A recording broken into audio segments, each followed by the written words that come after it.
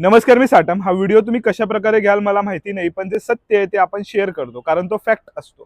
बघा, एकंदरीत आता मी जो व्हिडिओ तुमच्याबरोबर शेअर करणार आहे आणि येणारे 2-3 व्हिडिओज, त्यामधनं तुम्हाला मुंबई पोलीस आणि एकंदरीत समाजाचं जे नातं आहे ना, त्याबद्दलचं मूलमंत्र असं उदाहरण तुमच्या पुढे येईल. ते म्हणजे काय, तर हजरत मखदूम शाह बाबा अल माहिमीचा उरूस असतो. त्यामध्ये पहिल्या दिवशी मुंबई पोलीसचा संदल असतो.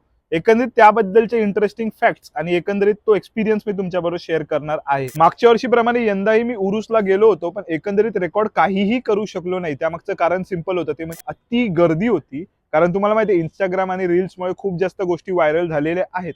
आणि हा आयकॉनिक सीन तुम्हाला माहिती असेल, सिंघम रिटर्न्स मधला.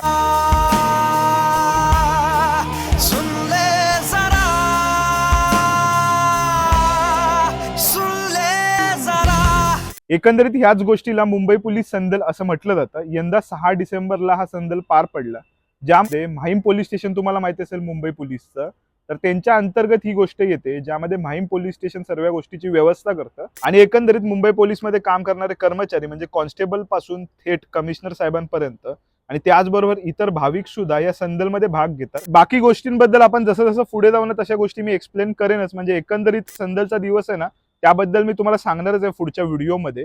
पण एकंदरीत उर्स बद्दल थोडंसं तुम्हाला सांगतो. हा उर्दू शब्द आहे, ज्याचा मराठीमध्ये अनुवाद करायचं झालं तर येतं पुण्यतिथी. म्हणजे एखाद्या व्यक्तीच्या मृत्यूचा दिवस साजरा करायचा असतो ना, त्याबद्दलची ही गोष्ट आहे. काही लोक याचा उच्चार उर्स किंवा उरुस असं सुद्धा करतात.